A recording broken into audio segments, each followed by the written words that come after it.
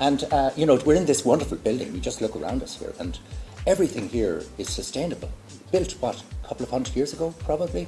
And you look at all that wood up there, that's storing carbon for hundreds of years out of the atmosphere.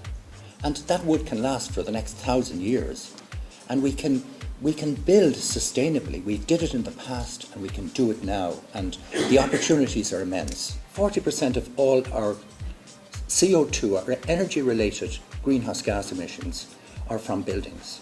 We've done one certified passive house. We use that technology, and now we're taking that on, if you like, to the next level, which is the Crest Centre in Enniskillen. What makes this building quite unique in terms of UK buildings is that it has 3 combined sustainable criteria. It is Passive House certified, it's BREEAM excellent, and it's also carbon neutral. It has PV panels, and it has to produce 12 kilowatts to make it carbon neutral. It actually produces a lot more than that.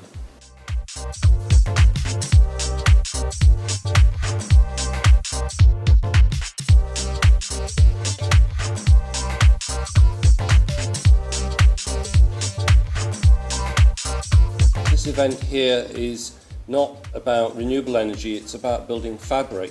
Renewable energy is just as important, and the Smart Eco Hub does very good work on that, but it's very, very important to recognise that the first thing we have to do is save energy, not just in terms of making buildings energy efficient, but to also reduce their embodied energy, so that we're not using up a lot of fossil fuel to create materials and buildings that are supposed to save energy.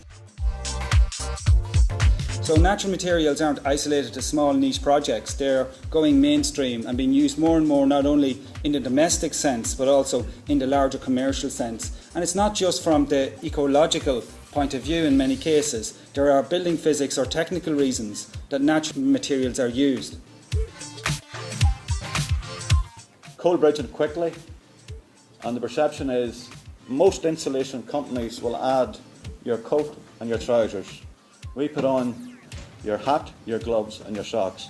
So you imagine your children playing out in the snow with no shoes, no gloves or no hat on. You go, that's crazy. But typically that's what we're doing to our properties. We're addressing the 80% of our properties are being dealt with insulation, and we're ignoring the 20%.